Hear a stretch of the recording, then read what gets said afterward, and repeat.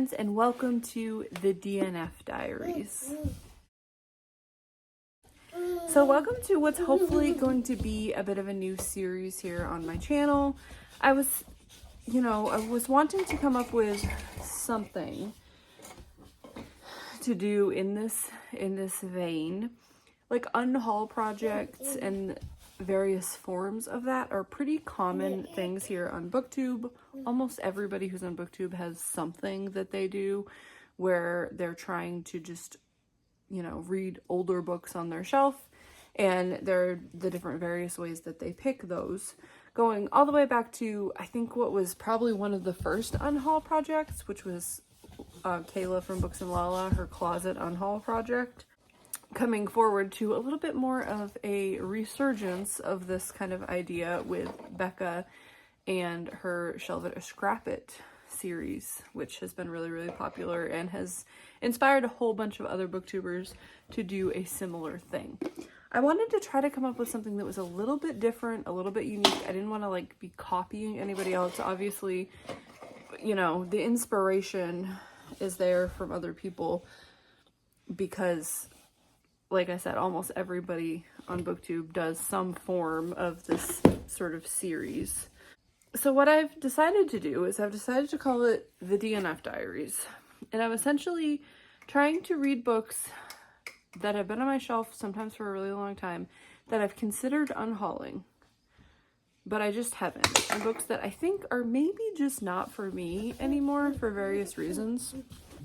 So I unhaul books mostly after I've read them. I don't keep very many books after I've read them unless they were like 5-star favorites. I might want to read them again someday. I just want them to display on my shelf. So I don't keep books very often after I have read them. However, or if they have some kind of nostalgia to me sometimes. But I have a lot of unread books. I have over 300 unread books on my shelf. And a lot of those have been on there for a really long time. And a lot of them are maybe not to my taste anymore. I either acquired them in, I got them for free, or I got them, for really cheap somewhere and just, bought them, or even maybe some of them, my parents gave to me. And maybe reading the synopsis, looking at the cover of it, I'm not super intrigued by it. But I don't like to unhaul books that I haven't at least attempted to read. Because I just feel like, what if though? What if it's a really good book? What if I end up really enjoying it? So I don't like to unhaul books without at least attempting to read them. So this is what this series is for. It's to take those books that have been sitting on my shelf for a really long time that I acquired in strange ways that maybe I'm not even at all interested in anymore, but I just can't quite bring myself to unhaul them. And so I'm going to attempt to read them and maybe DNF them and be very open to DNFing them. Obviously, I don't want to go into a book thinking I'm gonna DNF it. I don't want to DNF books. I want to enjoy every book that I read. However, I am very open to DNFing in general. It's something I never really used to do. I used to push through books no matter what, even if it took me 2 months to do it and I didn't read anything else in between and I just forced myself to read it. I would just force myself to read it and I would get through it, and it was miserable, and I don't know why I ever did that to myself. And so now today I have become much more open to DNFing books. In fact, I DNF books at the drop of a hat. Not at the drop of the hat, but I DNF, I would say probably 4 or 5 books a month sometimes. I DNF, that's not super unusual for me. I definitely DNF books. If I'm not enjoying it, something is putting me off of it. If I'm not wanting to pick it up and continue reading it, I'm going to DNF it, and I'm not going to feel too badly about it. So, let's talk about the first book that I picked up for this challenge, which, spoiler alert, I did already DNF. And that is The Lotus Cup by Jane Louise Curry. So this book came into my possession when I was like 14 or 15, so like 20 years ago. And it was a discard from my high school library. So my high school library had a shelf as you like first walked into it where they would put all of the discards. And that was like books, either duplicates or books that nobody had taken out in a really long time. And they were just giving them away for free. And so I filled my backpack for like 2 or 3 days with these free books. And I think I've read most of them, but I do have a few stragglers, and this is one of them. So this book is about a girl. I don't even remember her name. Her name is Corey. Her dad apparently died when she was young, or is at least not in the picture. At the point that I had gotten to in the book, we haven't really learned very much about her dad. Her mother is a grocery store cashier who also makes wedding cakes in her spare time. They're kind of poor. They're not super well off. It's like money's kind of tight with them. Corey's art class goes on a field trip to a museum, or like a pottery museum. Corey sees this lotus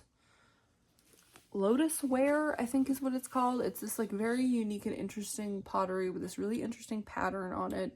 And she sees a portrait of a woman who looks just like her. And she sees her grandfather's name listed as the owner of this pottery company, which she never knew anything about. And so she goes home and she asks her mom, and her mom's like, well, yeah, I don't know, I guess so. Like, your father, I think her grandfather died like before her father was ever born, and her grandmother didn't like to talk about him. And apparently he had some like alcoholism issues. So she didn't really know.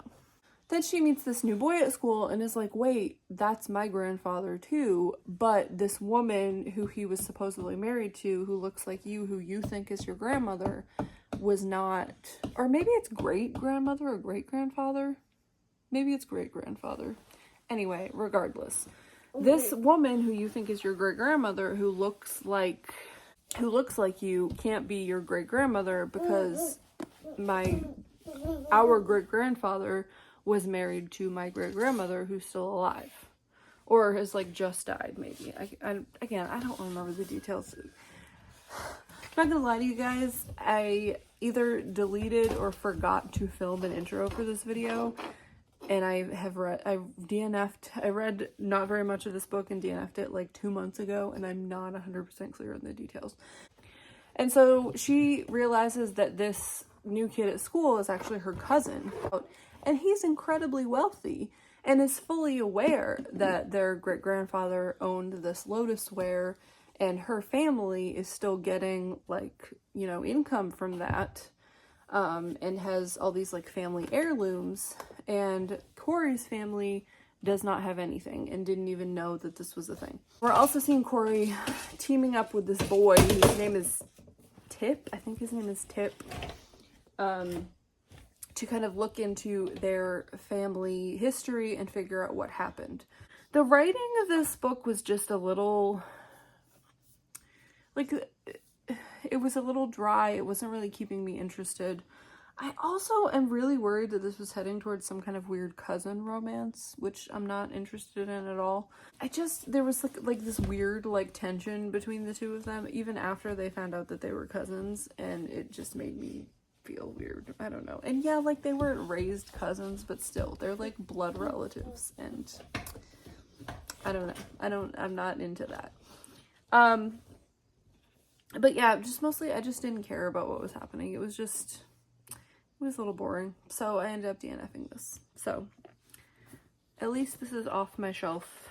Alright, hello friends. I'm gonna try to film this update. The baby is being a little cranky, but we're gonna try. Okay, we're moving on to our second book of this project, Stones of Fire by David Eddings. This is the first book in the Tumuli, which I think he has some like kind of slightly interconnected series or different series that take place in the same world, that kind of situation. This is like classic fantasy. And I've had it on my shelf for quite a long time. I actually think I accidentally bought the second book in the series like a long time ago. I don't even remember where. And then I had to kind of backtrack and like try to find the first book so that I could actually like read the second book. I'm not sure, like I said, I'm not sure where it came from. But this is I did look it up. It was only published in 1992, which was actually more recently than I thought. I thought it was from like the 80s. So I believe this is like some kind of war situation going on in this like fantasy world. We have a knight named Sparhawk. So it's him, his wife, who is a queen, Queen Elana of this land, and their daughter, Princess Danae, with some, like, a handful of trusted companions, it says. I'm not going to list them all off. So essentially they're kind of making this journey to a neighboring land, maybe, where bad things have just been happening. Monsters have appeared. I don't know. It kind of sounds like it's maybe a little bit of the kind of like typical good versus evil that's in a lot of fantasy. All right, friends, so it's the next morning. I'm not very far into this, but I'm going to give you just a little update on how I'm feeling about it. I'm having mixed feelings. So,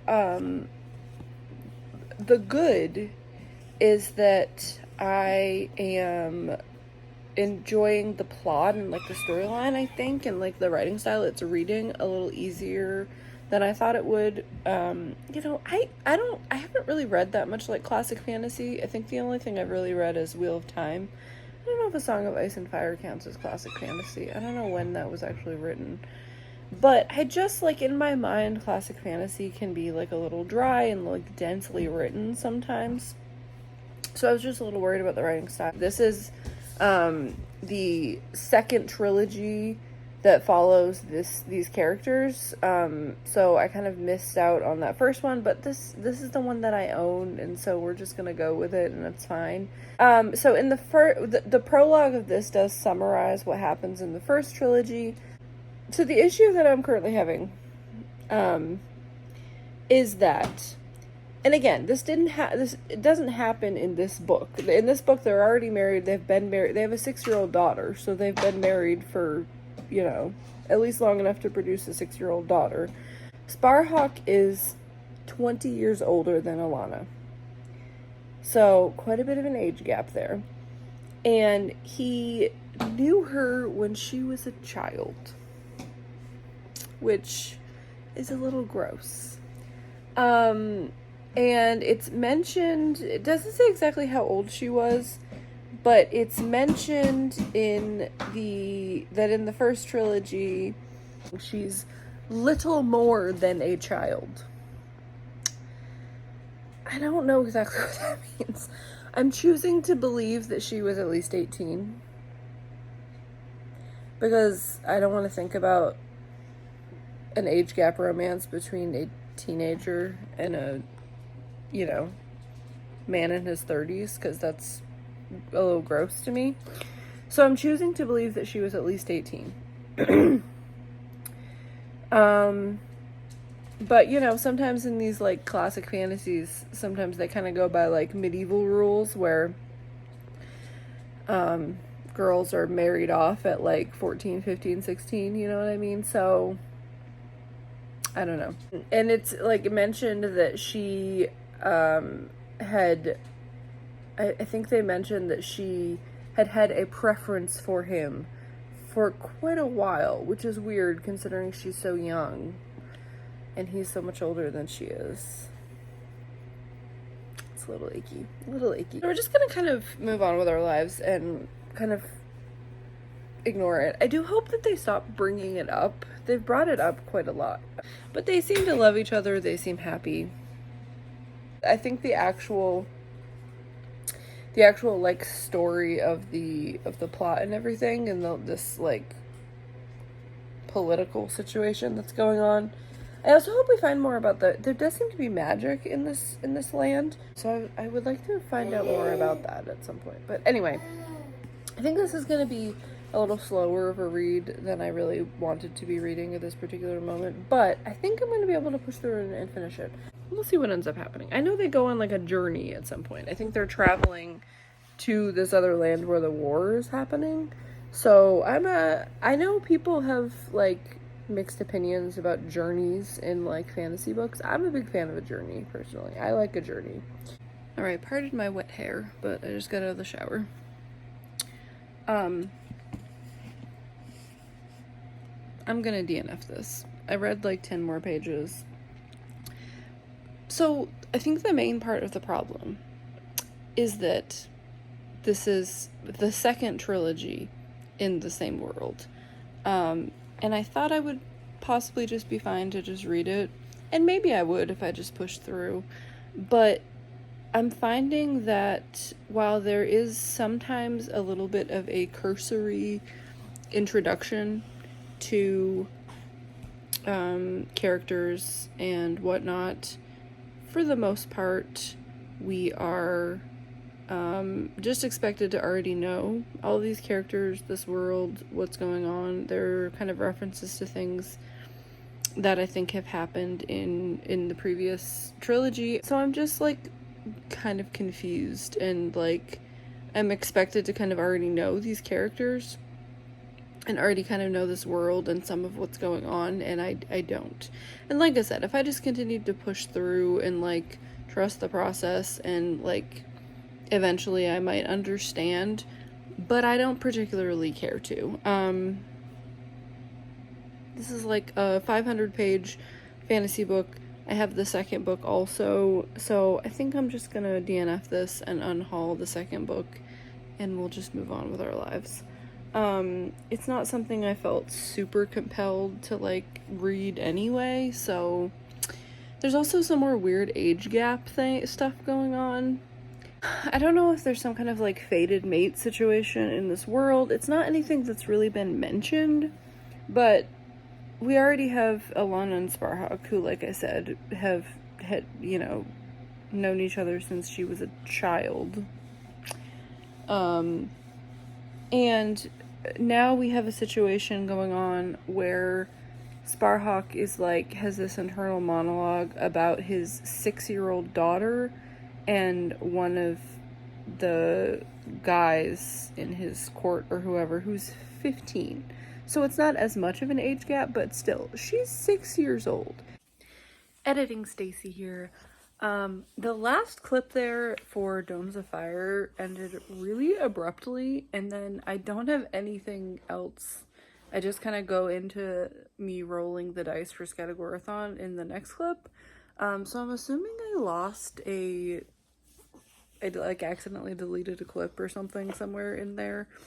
But anyway, obviously DNF Domes of Fire. I feel like that just like ended really abruptly, but I think I said everything that I needed to say. There was like weird age gap stuff that was weirding me out.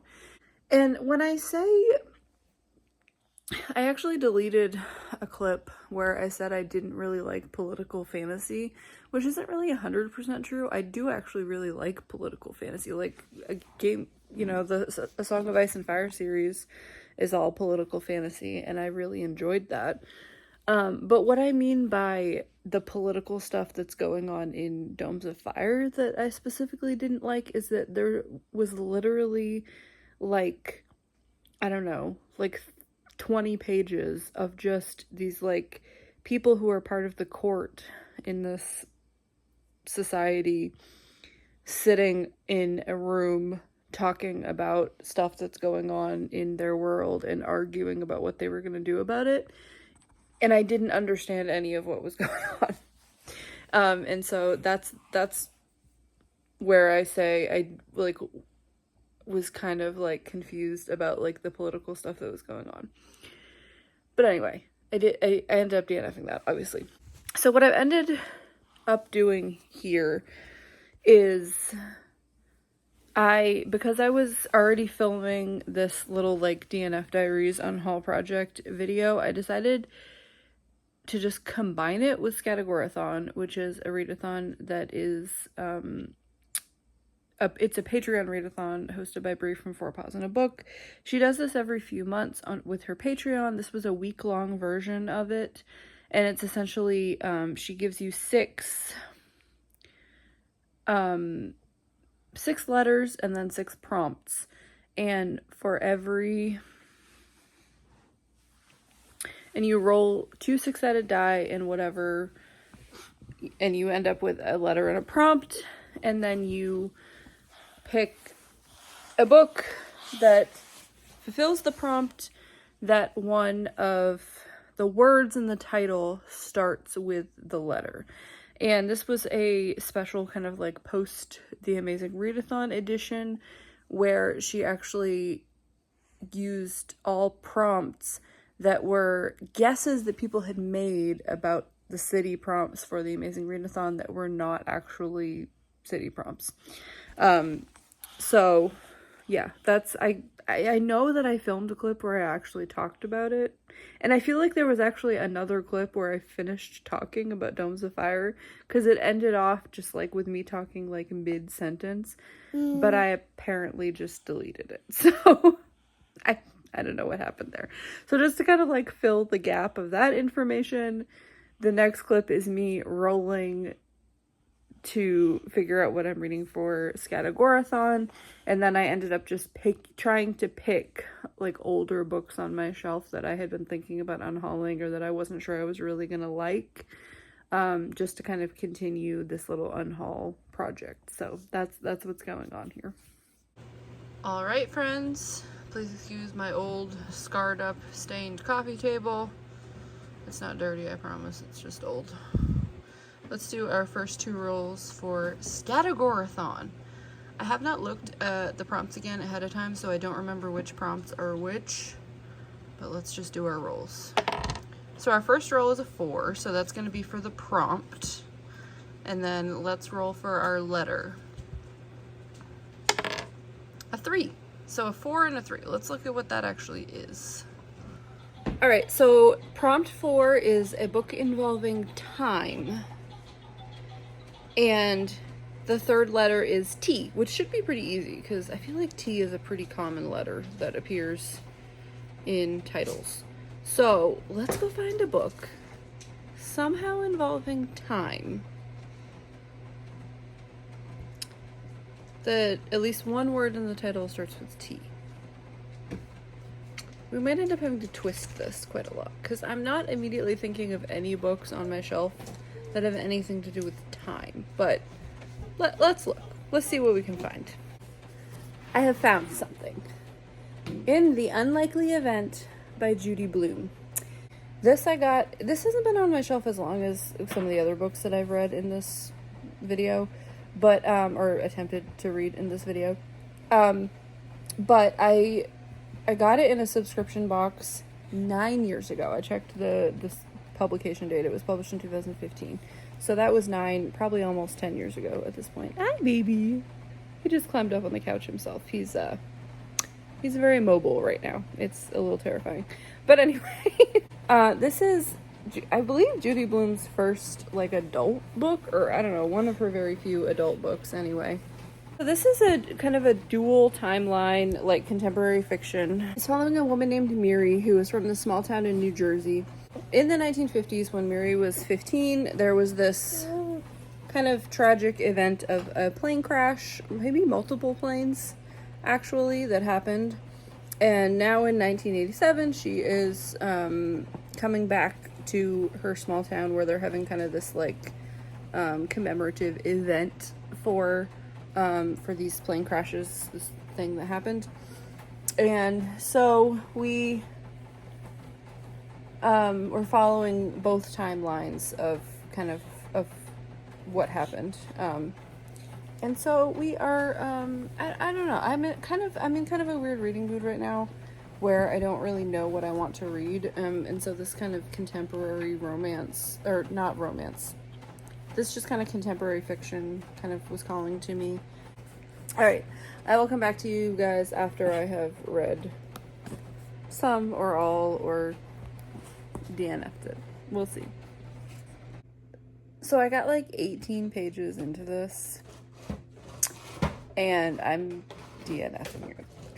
I kind of feel like maybe I should push through a little further just to see if things pick up a little bit, if I get more interested in it. But I did read some reviews on Goodreads, particularly negative reviews on Goodreads. And they said a lot of the same things I was already thinking about it in just like 18 pages. First of all, this book has so many perspectives in it. And unlike most multi-POV stories where we like get like a whole chapter with each perspective, this one, like every page is a different perspective. Like literally, like it'll have like the chapter will start from one person and then it'll go to another person. See, we have Miri, Rusty, and then on like the next page we go back to Miri. It's too many perspectives. There's too much going on.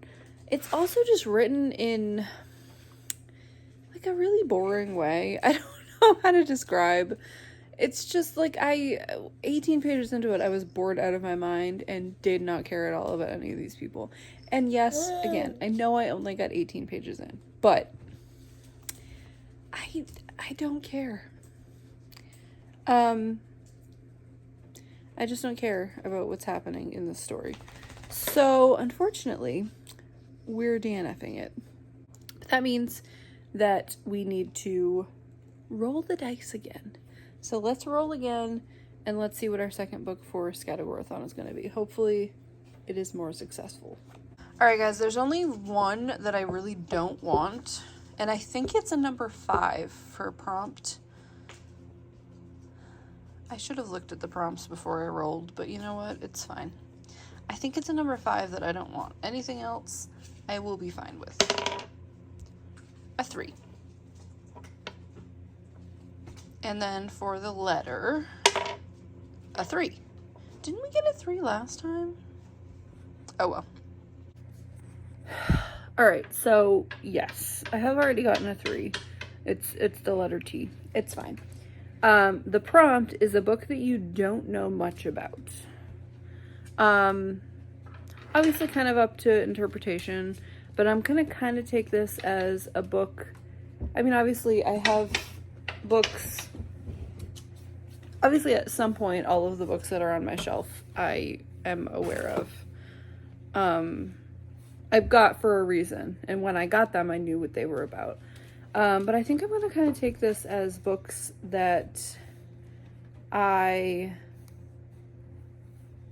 either bought as kind of cover buys and don't really know what they're about, or that have been on my shelf for so long that I don't remember what they're about, because that's really probably more likely to be the case.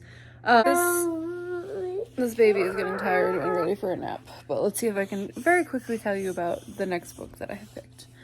I Think She's Trying to Tell Me Something by Dan Graziano. I bought this not this past The Amazing Readathon, but the one last year in 2023. And I bought this solely because it has a blue cover. Because last year, instead of the teams being genre-based, they were color-based. So it was like the color of the cover. So I bought that at Goodwill exclusively because it had a blue cover. Not knowing anything about it. I've never heard anybody read it before. Obviously, since then I have read the synopsis and I now know what it's about, I think. But I bought it really not knowing much about it at all. So we're counting it for this prompt. It's about a guy who is turning 30. All of a sudden his ex-girlfriends are appearing. And he's kind of dealing with that, I guess. It's like less than 300 pages. It doesn't look like it's very long. I'm not 100% sure about I don't always vibe very well with books that follow like a male protagonist, particularly like contemporary books that follow men, particularly like written by men. You know, I don't always vibe with them very well. Are you okay? Hi. But we'll see. We'll see how we feel about it. It may be maybe another DNF. I've DNF'd 3 for 3 so far in this video, so, maybe this is telling me that I actually should start unhauling books and stop holding on to them in the hope that maybe they will end up being good books. I don't know. Anyway, we're gonna try it. Alright, friends, it is the next morning. I have not read very much of this. I've read about 30 pages. And it's fine. But I will say that it needs to get a little bit more interesting or do something a little bit more interesting in order to hold my attention from here on out. So we're following Jack, as we said in the beginning, and he has met a girl. And then he starts to reminisce about how over the last, 3 weeks, he's run into, 5 of his exes or something. And he actually does, actually physically just run into them. It's not, a ghost situation where they don't actually exist. He's, genuinely just running into his exes. And so he's telling the stories of, all his ex-girlfriends, how they met, a little bit of their relationship, and then how they broke up. And I assume he's supposed to be sort of, learning something from this about how to, more successfully maintain another relationship or whatever. But at least the first 2 relationships that we've seen from him, at least from his point of view, it could be different if the girl was telling the story, but from his point of view, he doesn't seem to have really done anything wrong in these relationships. He's just sort of they've sort of fallen apart and grown apart, and they just weren't right for each other from the beginning. So there's not really anything to learn there, except maybe make better choices when you first meet somebody, I guess. I don't know. But, so I don't really know. It's very kind of slice of life. It's reminding me a little bit of a sitcom from, the early 90s or, early 2000s, particularly those ones that take place in New York, where there's just, a group of friends hanging out, and there's not really always, a huge plot. It's just kind of friends hanging out. Friends, Seinfeld, even, Everybody Loves Raymond to a certain extent, although that's a little bit more of a family. How I Met Your Mother, those kinds of things. Except that it's not really very funny. But it's kind of giving me the vibe of those shows in the unfunny moments when it's just the friends hanging out. If that makes any sense at all. I don't know if it does. But, so that's kind of where we are right now with it. It's like I said, it's fine. There's been a little bit of fat phobia. His friend, I think his name is Benji. Bernie.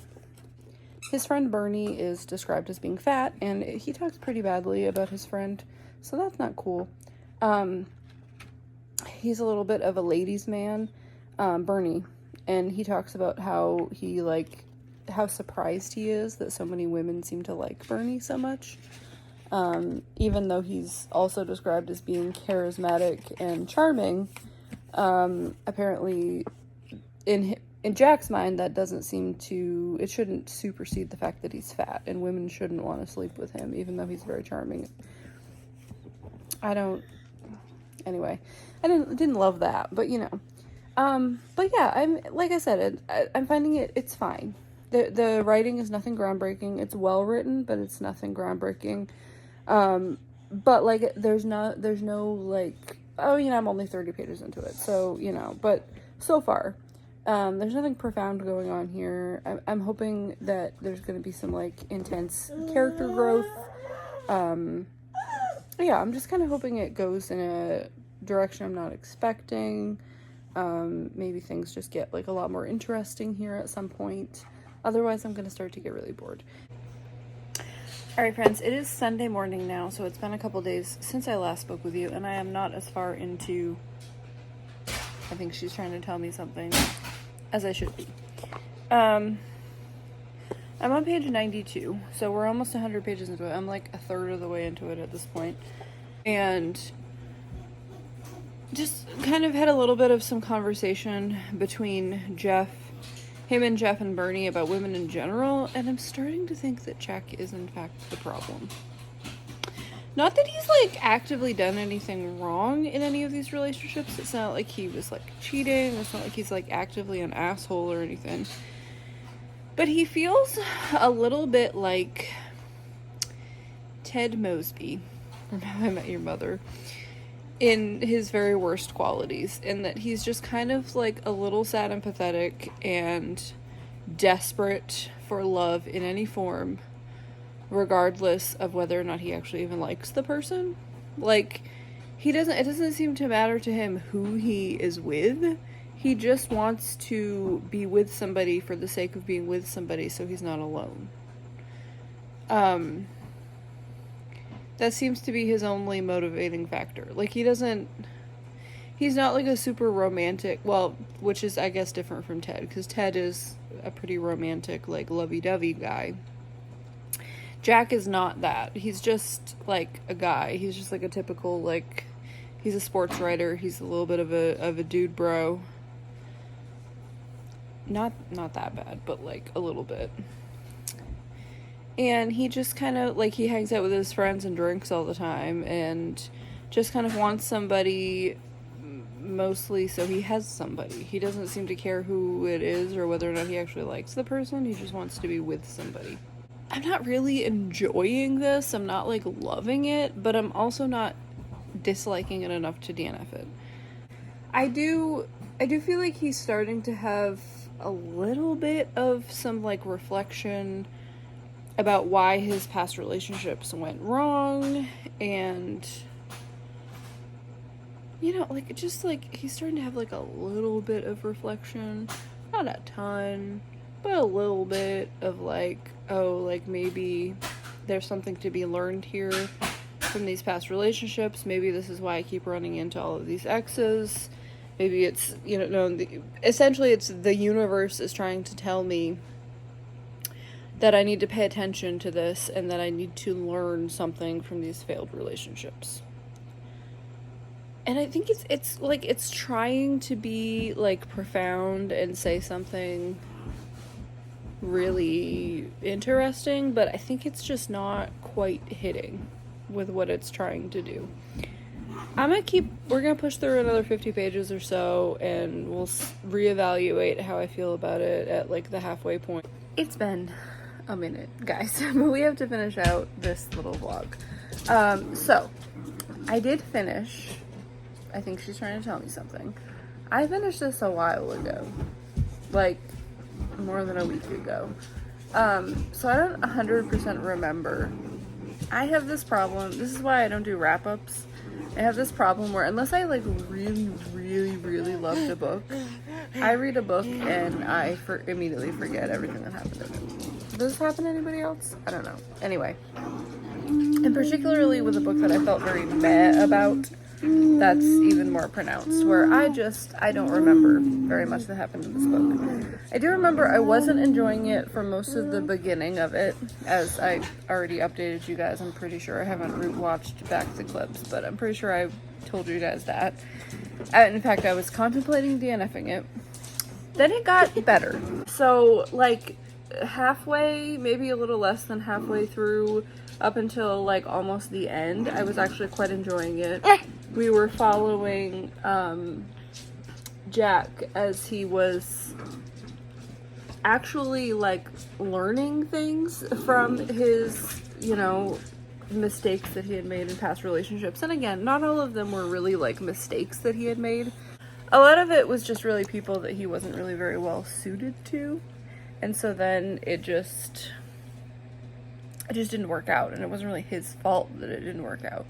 However, he does start to take a little bit of accountability for some past mistakes that he had made in relationships.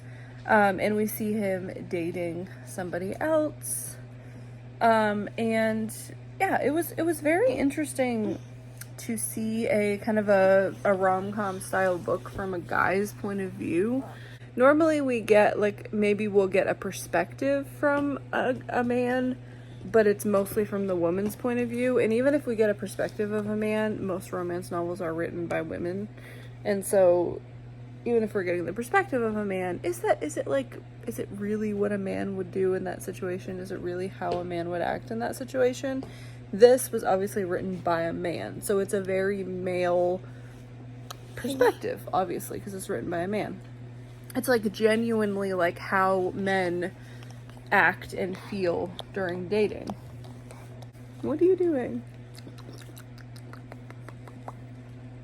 It was a really interesting idea. I just wish that it had been executed better. I mentioned already that there was quite a bit of fat phobia in here. There are definitely also some kind of like dude bro moments where Jack and his friends are like talking about women and stuff, and you know, it's not like the worst, most toxically masculine book I've ever read, for sure. I mean, I finished it, so I got through it, but there are definitely some toxic masculinity moments in here, and some moments where they're talking about women in not, you know, not a great way. But in general, I did start to really like Jack. But the romance just ends up getting very messy at the end of it. We have like kind of a ridiculous like third act breakup, and a very like last minute, like not very well put together and thought through like conclusion of getting back together. I think I gave it 3 stars, maybe like 2.5. I don't remember. Again, I don't remember what I rated it. Also, when I looked it up on Goodreads, I'm only one of like 25 other people in the world who apparently have read this book. So, but anyway, I did finish this. So I think this is the only book that I finished for this vlog, but we finished it. So let me know, guys, if this video was at all interesting to you. I realized that a video where I am semi-intentionally picking books that I think I'm gonna DNF is maybe not gonna be everybody's cup of tea, and is maybe, I know a lot of people on booktube actually don't even talk about DNFs in videos. I personally like hearing about people's DNFs. I like hearing about the reasons why people didn't like books or didn't finish books. So yeah, let me know if this was at all interesting, if you hated it, if you liked it, whatever. And I hopefully will do more in the future, but if nobody cares about this, then maybe I won't. But anyway, I definitely will continue to like work through my physical TBR regardless of whether or not I think I'm gonna like them. Maybe I just won't like vlog about it if nobody cares. Anyway, I will see you guys in my next video. Thank you for watching. Like, subscribe if you want to see more videos from me, all of the things, and I will see you guys later. Bye bye.